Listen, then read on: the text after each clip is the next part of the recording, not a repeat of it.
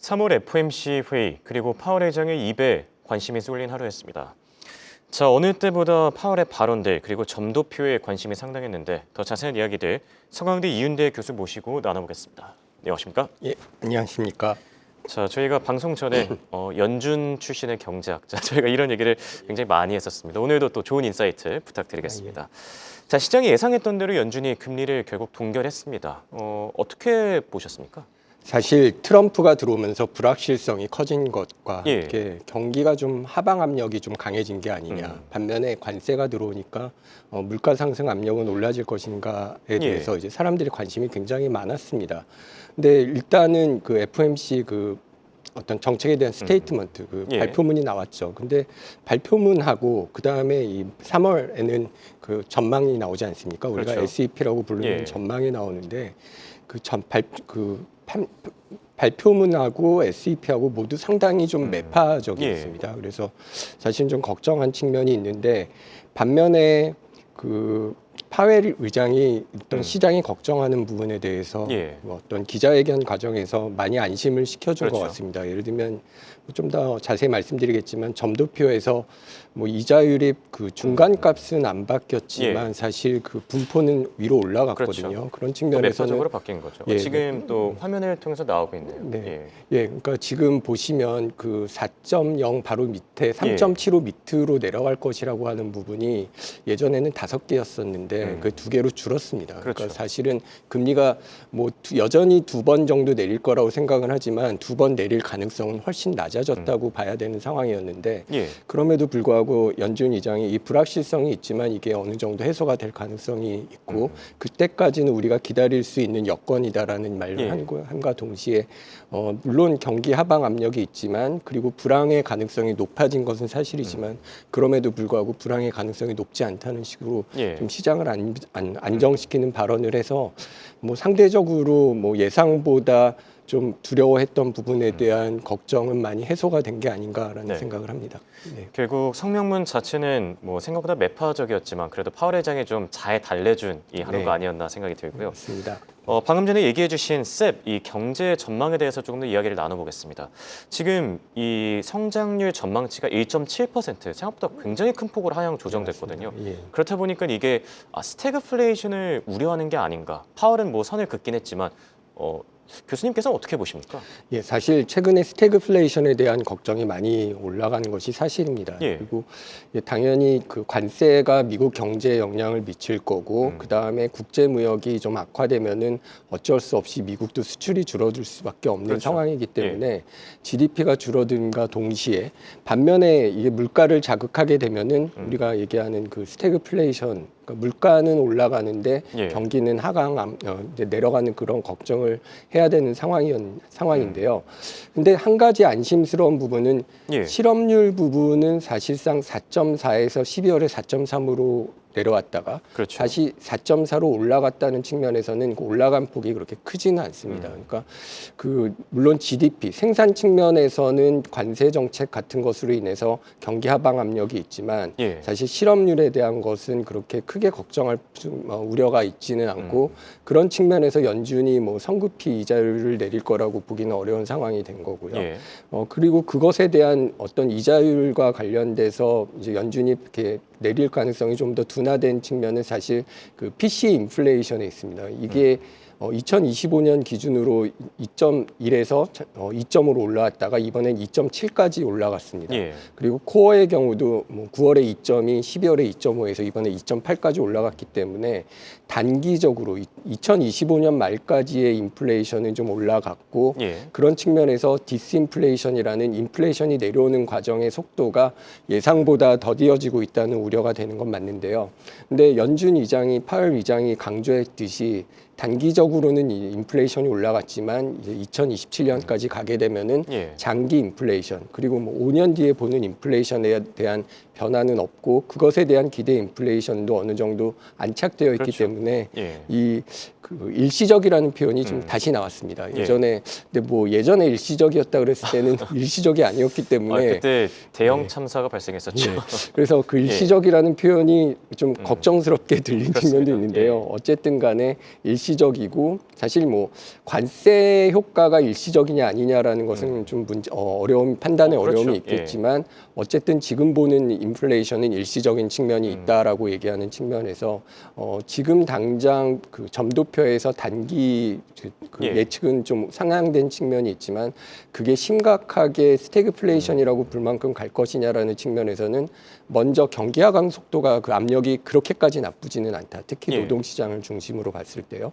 그리고 인플레이션이 지금 당장은 단기적으로 올라가고 어느 정도 그 부분은 뭐 좀 노이즈라고 표현을 하죠. 그렇죠. 어느 정도 좀 정확하지 않은 정보에 의존하는 측면도 있기 때문에 그 부분은 좀 걱정을 해야 될지 몰라도 장기적인 인플레이션에 대한 기대는 안착되어 있다는 측면에서 스태그플레이션에 대해서 아직까지 그렇게 크게 우려할 바는 아니다라고 생각을 해도 괜찮을 것 같습니다. 알겠습니다. 사실 이 스태그플레이션과 관련해서 우려하던 분들이 워낙 많았기 때문에 좀 더 디테일하게 여쭤봤는데 우선 뭐 파월 의장과 결을 같이 하시는 것 같네요. 지금 당장은 너무 우려할 정도는 아니다라고 얘기를 해주셨고요. 시장의 최대 관심사 바로 점도표였었죠. 앞서도 잠시 언급해 주셨지만 이게 어쨌든 올해 연내 2차례 금리 인하를 유지하긴 했지만 색채 자체는 더 매파적으로 바뀌었거든요. 인하 시기는 언제쯤으로 보십니까? 그 부분은 되게 어려울 것 같습니다. 사실 뭐 당장 이제 5월에 내리지 않을 거라는 부분에 대해서는 시장도 어느 정도 받아들인 것 같고요. 그다음에 말씀드렸듯이 뭐 중간값은 바뀌지를 않았습니다만은 어떤 저희가 분포를 본다면 거의 뭐 많이 내려가기로 한 사람들은 좀 많이 없어졌고요. 그다음에 중간값의 범위가 9월에 3.1부터 3.6이었던 게 3.6에서 4.1로 바뀌었고 이번에는 그 3.6 하단이 3.9로 올라왔을 뿐만 아니라 상단이 4.1에서 4.4로 올라왔습니다. 그래서 그런 측면에서 그러니까 그 중간값을 보시는 방법은 그 위에 세 개, 아래 세 개를 지우고 보시면은 이제 따로 표를 보고를 하는데요. 그런 측면에서는 일단 연준에 있는 분들이 생각하기에 어떤 중립금리를 내려가는 속도가 좀 더 더뎌진 거라고 판단을 하는 거고 그렇다면 우리가 두 번을 내린다는 그 평균값이긴 하지만 그것도 좀 확률적으로 내려갔다라는 측면에서는 이게 여름 이후가 첫 번째 내린다고 더 한다고 하더라도 이제 여름 이후가 되지 않을까라고 조심스럽게 생각을 해봅니다. 알겠습니다. 어쨌든 뭐 하반기에는 이 2차례 금리 인하가 가능할 것이고 상반기는 좀 어려울 것이다 이렇게 보고 계신 거 맞습니까? 그렇습니다. 알겠습니다. 그리고 파월 의장의 발언도 저희가 더 살펴보면 좋을 것 같은데요. 시장과의 밀당을 하는 건지 완화적인 발언을 하다가도 또 불확실성이라는 단어를 매우 강조했는데 요즘에 제일 듣기 싫은 것 같습니다. 맞습니다. 뭐만 하면 뭐 트럼프 정책에 따른 뭐 관세 불확실성, 시장의 불확실성. 이 불확실성이라는 단어를 강조한 부분은 또 어떻게 보셨습니까? 사실 뭐 그 연준 회의가 있기 전부터 불확실성이 증가한 것은 뭐 모두가 알고 있는 얘기고 우리가 모두가 싫어하는 단어지 않습니까? 그래서 그것에 대한 얘기를 어떻게 해결할 것인가와 관련돼서 좀 그 저희가 주목해서 봐야 될 것은 불확실성이 있지만 언젠가는 해소될 거고 다행스러운 거는 그것이 해소될 때까지 기다려도 될 만큼 노동시장이 강건하다라는 표현을 썼습니다. 그래서 사실 인플레이션이 올라갔어도 아까 말씀드렸듯이 뭐 일시적일 가능성이 높고 그 전에 우리가 했던 인플레이션 수준이 2.5% 수준이었기 때문에 어떤 불확실성이 있지만 이런 것이 가지고 오는 인플레이션이나 경기 압박은 어떤 일시적이다. 그러니까 사실은 불확실성과 어떤 일시적이라는 표현을 적당히 섞었음으로 인해서 이게 어떤 면에서 우리가 걱정하는 것은 있지만 이게 우리가 어떤 관리할 수 있는 수준이다. 우리가 이제 할 수 있는 정책 수단이 있고 그리고 이제 피부로 느끼는 경제, 이제 센티먼이라고 하죠. 이제 경제 감성은 굉장히 나빠졌지만 실제 데이터를 보면은 경제 활동이 크게 나빠진 것은 아니다라는 측면에서 좀 시장을 안심시키려고 한 것 같습니다. 알겠습니다. 자, 파월 발언까지 저희가 분석을 해봤고요. QT, 이 양적 긴축 축소에 대해서도 관심이 상당했거든요. 네. 250억 달러에서 5분의 1, 그러니까 50억 달러로 축소를 했는데 연준이 시장에게 던지려던 메시지가 있었을까요? 일단은 그 사실 9월에 피벗을 추진한 이후에도 양적 긴축을 계속 유지를 해왔는데 이게 예. 금리하고 어떤 그 대차 대조표 정책하고 좀 균형을 맞추면서 통화 정책을 해왔다고 볼 수 있는데요. 사실 그 어떤 미국 국채에 미국이 빚을 지는 것에 대한 국가 부채 한도에 대한 우려가 커지는 것과 관련해서 예. 어떤 국가 부도에 대한 우려를 조금 좀 안심시키기 위해서 그게 결국은 시장을 안심시키는 일이라고 봐야 되겠죠. 국채 월별 한도를 이제 50억 달러로 축소를 했는데요. 다만 그 주택담보채권 MBS에 예. 대해서는 아무런 얘기는 그렇죠. 없었습니다. 예. 다만 그 기자회견에서 우리가 그것도 언젠가는 없앨 것이다라는 얘기는 했는데요. 이게 천천히 하겠다라는 거고요. 대신에 좀 더 오래 하겠다 그런 측면에서 그 비행기가 이제 착륙하는 것에 대해서 예. 이제 비유를 들었습니다. 우리가 착륙할 때 이제 점점 속도가 줄어들지만 조금 더 활주로로 오래 탈 그렇죠. 수도 있는 것처럼 뭐 연착륙 예, 같은 연착륙의 개념이겠죠. 개념을 정확하게 얘기를 한 건데요. 이게 그 한 가지 이제 특이한 점은 크리스 왈러 그 그렇죠. 의원은 예. 여기에 대해서 유일하게 반대표를 또 유일하게 던지지 반대표를 않았습니까? 던졌는데 예. 아마 이게 적어도 이 줄이는 속도를 계속 해야 된다라고 생각한 사람이 있기는 하지만 어쨌든 어떤 국가 부채 문제, 국가 부도에 대한 예. 우려에 대한 시장의 걱정을 좀 안심시키려면은 이런 속도를 줄이는 거는 필요하지 않았나라고 예. 생각을 합니다. 저도 원로의 이제 발언을 듣고 좀 놀라긴 했습니다. 그러니까 혼자서 반대를 했던데 뭐 차기 연준 의장을 노리는 게 아닌가 뭐 생각이 들기도 했었고요. 예. 자, 그리고 일본은행의 금리 동결도 저희가 빼놓을 수 없겠죠. 이른이 이제 금리 동결을 단행했는데 아무래도 트럼프 변수를 고려한 게 아니냐라는 의견들이 많이 나오고 있거든요. 어쨌든 작년부터 이어온 이 인상 의지가 꺾인 건데 일본에 대한 우려감도 커질까요, 혹시?